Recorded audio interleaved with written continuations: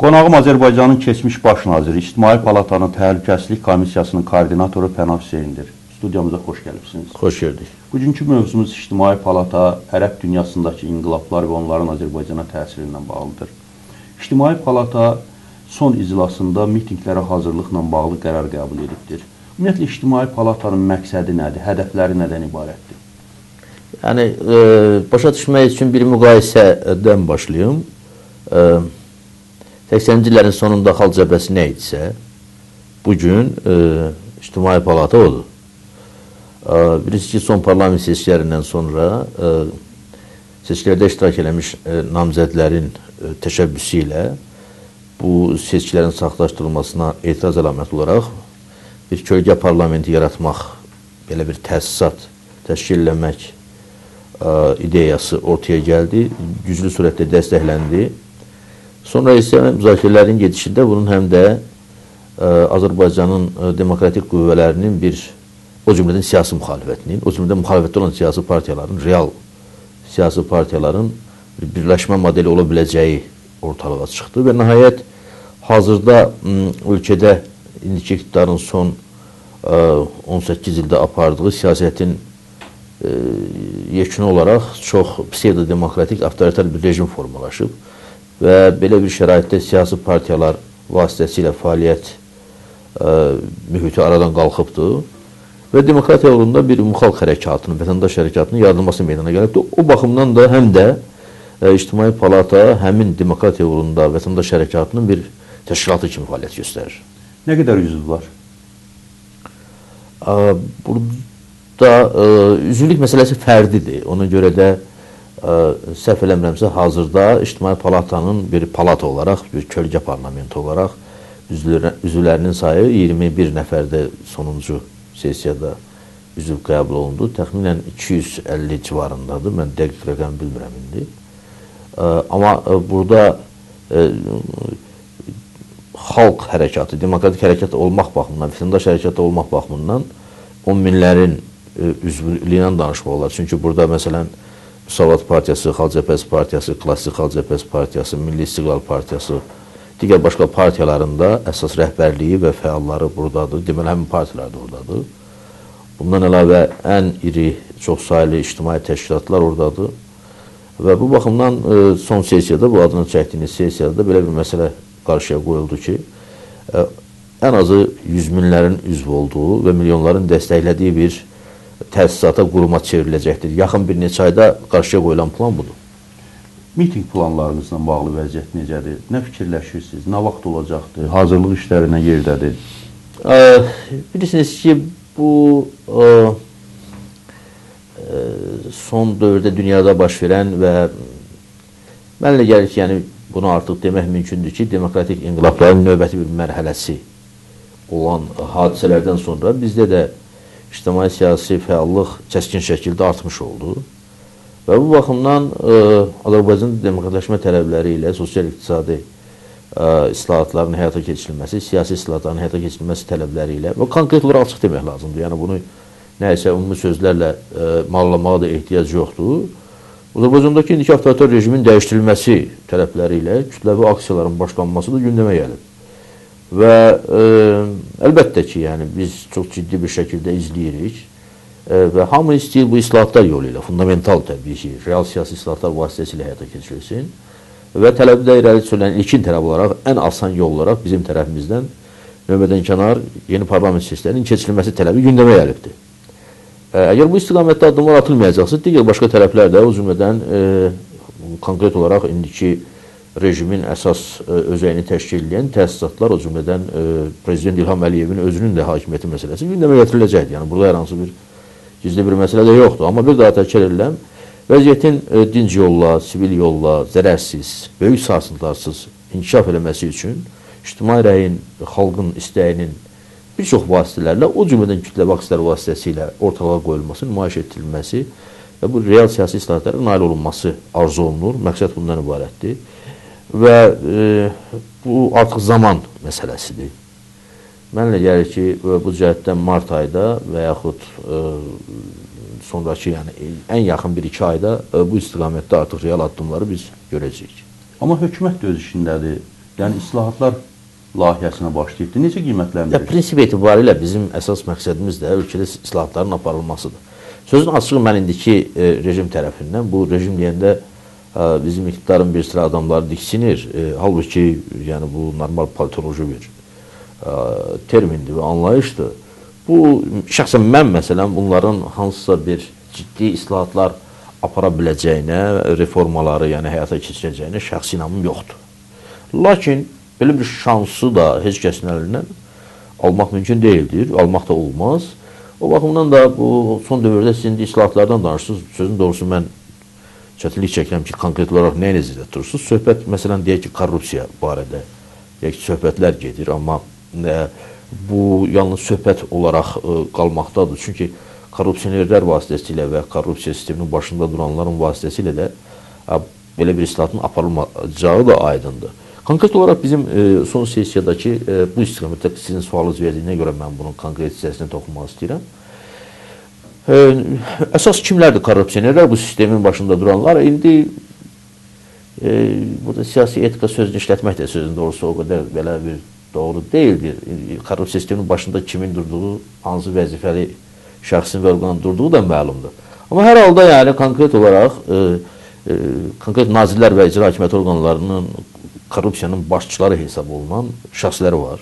O baxımdan da Nazirlər Komiteti istifaya göndərilməlidir və bu faktlar araşdırılmalıdır. Bu araşdırma qutarana qədər də həmin şəxslər ki var, hal-hazırda nazirlər var. Məsələn, bunun adını çəkmək olar. Məsələn, deyək ki, Kamaləddin Heydərov, məsələn, Ziya Məmmədov, məsələn, bu vergilər naziri Fazil Məmmədov, ya Kərəm Həsənov və yaxud bu çox ciddi bir şəkildə bu yetim yesirin pulunu neçə illərdən bəri talan olunmasına başçılıq eləyən Füzuli Ələkbərov və digərləri. Yəni, bu adamlar bu məsələlər araşdırılana qədər, çünki mətbuatda bu gedir və onlar da başlarını soxublar bir elə bir sanki pambığa, özlərini vurublar eşitməzliyə. Onlara heç bir halda dövlət qulluğu vəzifələri verilməməlidir ki, bu məsələ başa çatsın. Məsələn, bu onlar real artıq korrupsiya qarşı mübarizənin əlamətləri, elədirmi? Və yaxud yəni bu ictimai palatanın təklifləridir. Tələbidir. Tələbdir.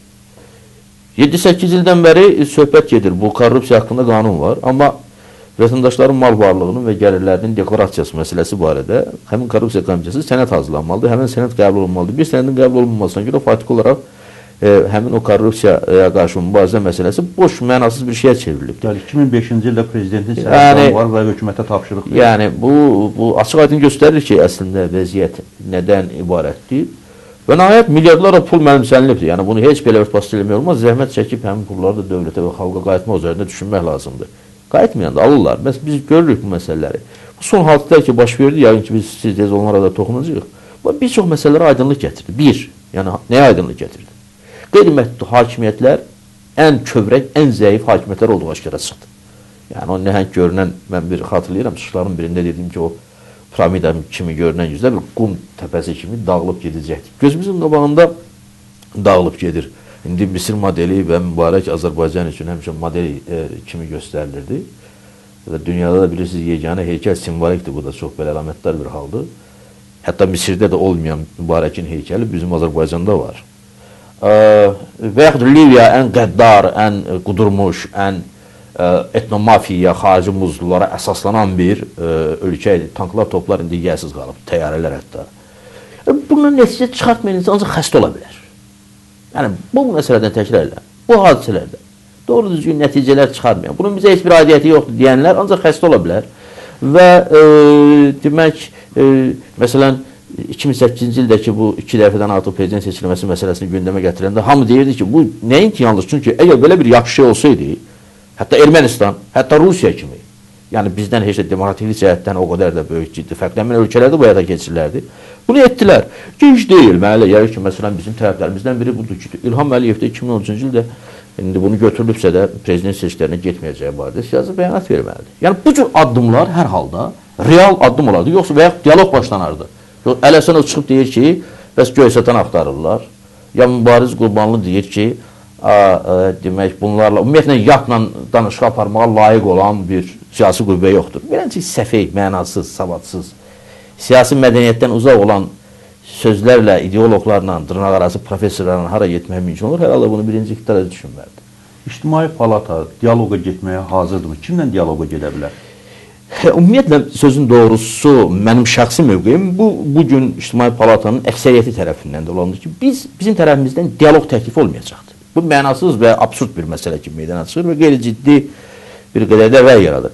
Hakimiyyət tərəfindən belə bir təklif olarsa, məsələn, prezident səviyyəsində, Yeni Azərbaycan Partiyasında sədri prezident İlham Əliyev, Yeni Azərbaycan Partiyasının rəhbərliyi tərəfindən ən azı siyasi, yəni belə bir dialoq təklifləri olacaqsa, əlbəttə ki, yəni mənə elə gəlir ki, İctimai Palata bundan imtina etməz. Amma müxalifət tərəfindən belə təkliflərin irəli sürülməsini də gözləmək lazımdır. Dəfələrlə irəli sürülübdür. Məsələn, sonuncu biz Qarabağ qurultayının keçirilməsini təklif edirik indi. Bu da bir dialoqun forması ola bilər, dialoq adı çəkilməsə də. Lakin buna hakimiyyət məsələn, Əhəd Əbiyevi Daşkəsənə icra başçısı təyin eləməklə cavab verirsə, Osman Kazımovu vəkillikdən çıxartmaqla cavab verirsə, Eynullah Fəthullayev haqqındakı beynəlxalq məhkəmənin çıxardığı qərarı icra eləməyi hətta eşitməzliyə vurursa, Cabbar Savalanı cibinə narkotik qoyub tutursa, Sabirabadda arvad uşağının üstünə o əlsiz ayaqsız evləri uçulub dağılandaşdıran adamların üstünə çevik polu sarayını göndərməklə cavab verirsə, bu gəlin etiraf eləyək ki, yəni açıq aydın görünür hakimiyyətin əhval-ruhiyyəsi. Buyurun.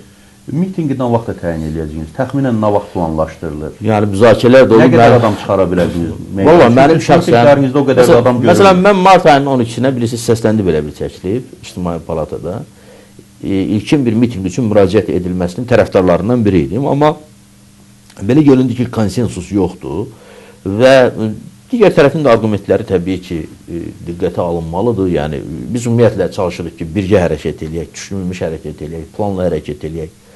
Strateji hədəfi yəni, daim nəzərdə saxlayaq. O baxımdan da yəni, bu barədə Koordinasiya Şurasında müzakirələr davam edəcəkdir. Mənim fikrimcə, birinci bizim aksiyamıza, müraciətimizə, əgər hətta əlverişsiz bir yer versələr belə biz demək 10 minlərlə adamları biz çıxara biləcəyik. Yəni hökumət, yəni Bakı şəhər icra hakimiyyəti, hətta şəhərdən kənarda belə, paytaxtdan kənarda belə yer versə qəbul edəcəksiniz. Bu mənim şəxsi mövqeyimdir bugün və mənim kimi düşünənlər də var ki, çünki vəziyyət elədir ki, bizim fikrimizcə hal-hazırda İctimai Palata adından hara insanlarımız dəvət olunsa, əhəmiyyətli bir sayda mitinq baş tutacaqdır. Əlbəttə ki, bununla da qalmaq mümkün olmayacaqdır, çünki hər halda biz çıxışlarda da bu səsləndi, Əli Kərvinin çıxışında, Səqəmbərin çıxışında ki, biz hakimiyyətə müəyyən qədər indi ultimatum kimi bu qəbul olunmamalıdır. Biz çalışırıq, yəni sözün doğrusu ki, mümkün qədər bir sivil məcrada bu proseslər davam edəsin. Amma hər halda belə bir tələb qoyuldu ki, bu uzun da çəkə bilməz. Ən yaxın bir ayda bizim tələblərimizə, təkliflərimizə hansı bir münasibət bildirilməlidir. Amma miting davamlı olacaq. Çünki Misir təcrübəsi, Liviya təcrübəsi göstərir. Gəlin dərhal yəni hansısa bir şablonlarla müqayisə eləməyək. Davamlı olacaq, davamsız olacaq və yaxud permanent aksiyalar şəklində olacaq. Bu yəqin ki, situasiyaya uyğun dəyərləndirilib həyata gedər. Bəlkə elə addım atılacaqdır ki, məsələn, tamamilə yeni bir situasiya yaranacaq. Azərbaycan Wall Street jurnalının qiymətləndirilməsinə görə inqilabi situasiya olan 10-cu ölkədir. Yəni, ölkədə etiraz elektoratının sayı 78,6 bal, 100 ballıq sistemdə 78,6 bal hesablayırlar bunlar.